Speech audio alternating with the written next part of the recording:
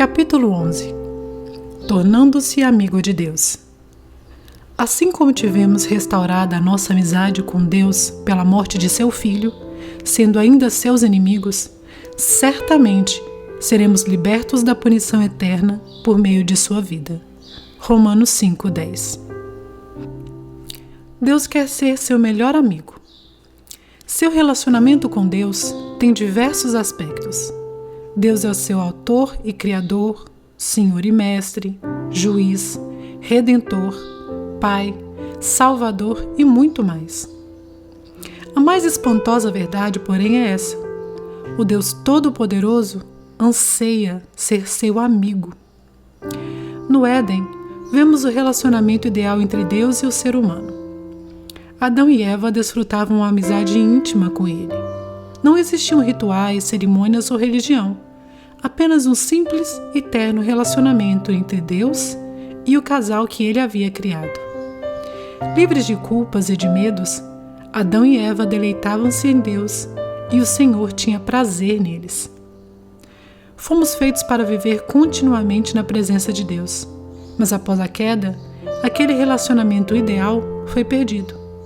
Somente umas poucas pessoas no Antigo Testamento vivenciaram o privilégio de uma amizade com Deus. Moisés e Abraão foram chamados amigos de Deus. Davi foi chamado um homem segundo o coração de Deus. E Jó, Enoque e Noé eram amigos íntimos de Deus. Entretanto, medo de Deus e não amizade era mais comum no Antigo Testamento. Então Jesus mudou a situação. Quando pagou pelos nossos pecados na cruz, o véu do templo, que simbolizava a nossa separação de Deus, foi rasgado de cima a baixo, indicando que o acesso direto a Deus estava novamente disponível. Ao contrário dos sacerdotes do Antigo Testamento, que precisavam passar horas se preparando para encontrar com Deus, hoje podemos entrar na presença dele a qualquer instante. A Bíblia diz: podemos agora exultar em nosso novo e maravilhoso relacionamento com Deus.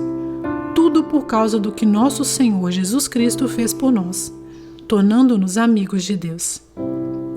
Ter amizade com Deus só é possível por causa da graça dele e do sacrifício de Jesus.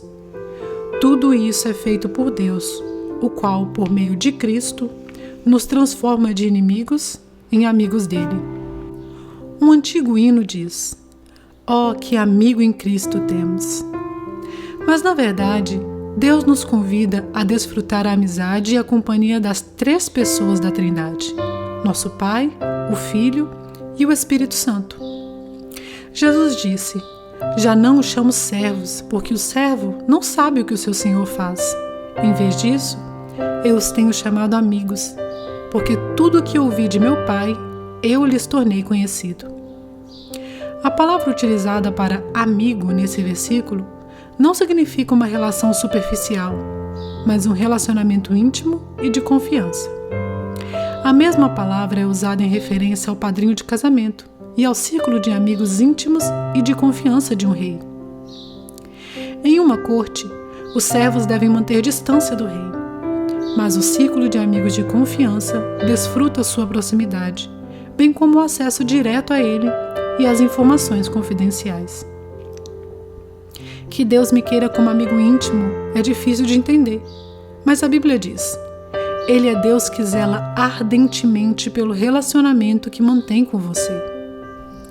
Deus deseja muito que o conheçamos profundamente. Na verdade, Ele planejou o universo e orquestrou a história, incluindo os detalhes de nossa vida, para que nos tornássemos seus amigos.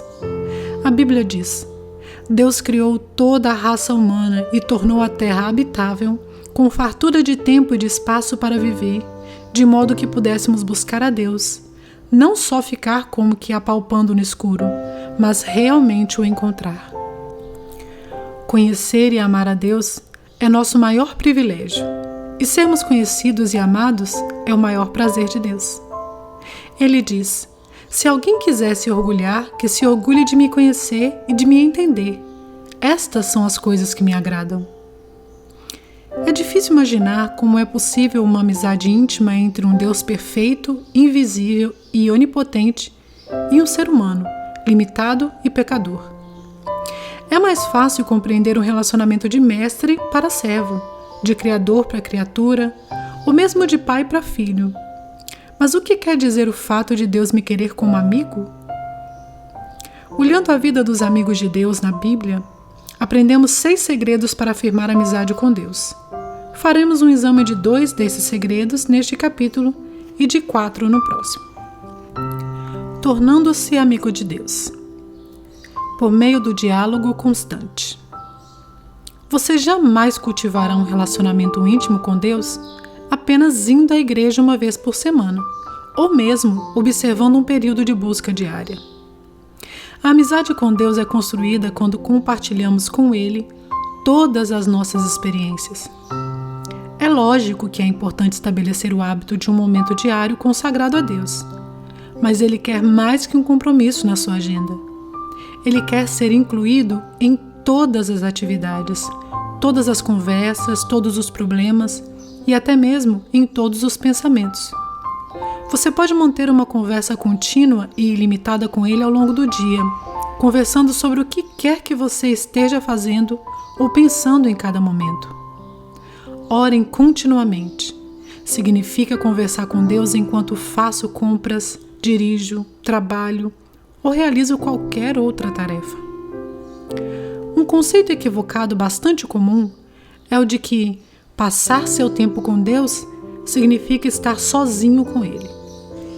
É claro que, seguindo o exemplo de Jesus, você precisa de um tempo a sós com Deus, mas isso se refere somente a uma parte do período que você passa acordado. Tudo que você faz pode ser passar seu tempo com Deus, se Ele for convidado para participar e você estiver consciente de sua presença. Um livro clássico sobre como desenvolver uma constante conversa com Deus intitula-se A Prática da Presença de Deus. Ele foi escrito no século XVII por Irmão Lourenço, um humilde cozinheiro de um monastério francês.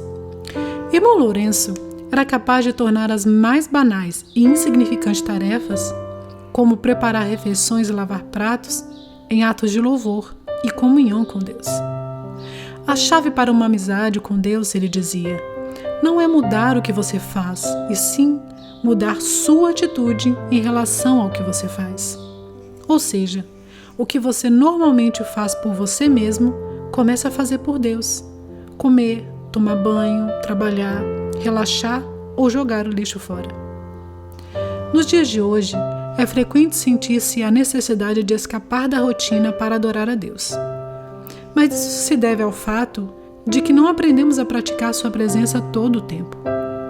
Irmão Lourenço achava fácil adorar a Deus nas tarefas comuns da vida. Ele nunca precisou participar de retiros espirituais especiais. Esse procedimento é o ideal para Deus. No Éden, a adoração não era um evento onde se comparecia, mas uma atitude permanente. Adão e Eva estavam em constante comunhão com Deus.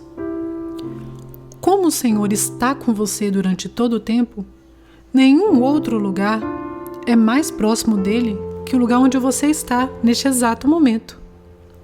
A Bíblia diz, Ele comanda todas as coisas, está em todos os lugares e em todas as coisas. Irmão Lourenço também cultivava o hábito de fazer, continuamente, orações curtas e informais ao longo do dia, em vez de tentar realizar longos períodos de orações complexas. Para manter o foco e neutralizar divagações, ele dizia, não aconselho a usar uma grande variedade de palavras na oração, visto que longos discursos são um frequente motivo para devaneios. Numa época em que a concentração é difícil, a sugestão para manter a simplicidade, feita há mais de 4 séculos, reveste-se de especial importância. A Bíblia diz, orem continuamente. Como isso é possível? Uma forma é utilizar orações sussurradas ao longo do dia, como têm feito muitos cristãos através dos séculos. Escolha uma frase curta que possa ser repetida para Jesus no sussurro. Tu estás comigo, recebo tua graça, Dependo de ti, quero conhecer-te, pertenço a ti, ajuda-me a confiar em ti. Você também pode usar uma frase bíblica curta. Para mim, o viver é Cristo. Nunca me abandonarás. Tu és o meu Deus. Faça essas orações com a maior frequência possível, de modo que fiquem profundamente arraigadas em seu coração. Apenas se assegure de que sua motivação é honrar a Deus, não o controlar. Praticar a presença de Deus é uma habilidade, um hábito que você pode desenvolver. Assim como os músicos praticam escalas diariamente a fim de executar belas músicas com facilidade, você deve se disciplinar a pensar em Deus em diversos momentos do dia. Treine sua mente para se lembrar de Deus. A princípio, será necessário criar lembretes que restabeleçam regularmente a consciência de que Deus está com você naquele momento. Comece dispondo lembretes visuais em torno de si. Você pode escrever pequenos bilhetes dizendo: Deus é comigo e por mim neste exato momento. Os monges beneditinos utilizavam o soar de um relógio, que os lembra de hora em hora que devem parar e fazer sua liturgia das horas. Se você tem um relógio ou um telefone celular com alarme, pode proceder da mesma forma. Em alguns momentos você sentirá a presença de Deus, em outros não. Se você está buscando uma experiência da presença de Deus por meio de tudo isso, então não compreendeu o sentido do que estou falando. Não louvamos a Deus para nos sentirmos bem, mas para agir bem. Seu objetivo não é uma sensação, mas a consciência constante da realidade da presença constante de Deus. Este é o estilo da vida de adoração. Por meio da meditação contínua. A segunda forma de estabelecer amizade com Deus é pensar em sua palavra durante todo o dia. Isso é o que chamamos meditação. E a Bíblia nos exorta repetidamente a meditar sobre quem Deus é, o que Ele fez e o que Ele disse. É impossível ser amigo de Deus sem saber o que Ele diz. Você não pode amar a Deus a não ser que o conheça, e não pode conhecê-lo sem conhecer sua palavra. A Bíblia diz que Deus se revelou a Samuel por meio de sua palavra, e até hoje Deus utiliza esse método. Embora você não possa passar o dia inteiro estudando a Bíblia, é possível pensar nela ao longo do dia, recordando os versículos que leu ou os memorizando e refletindo sobre eles. A meditação é frequentemente mal interpretada como se fosse um ritual complicado e misterioso, praticado por pessoas místicas e por monges em clausura. Meditar é simplesmente concentrar os pensamentos, habilidade que pode ser desenvolvida por qualquer pessoa e posta em prática em qualquer situação.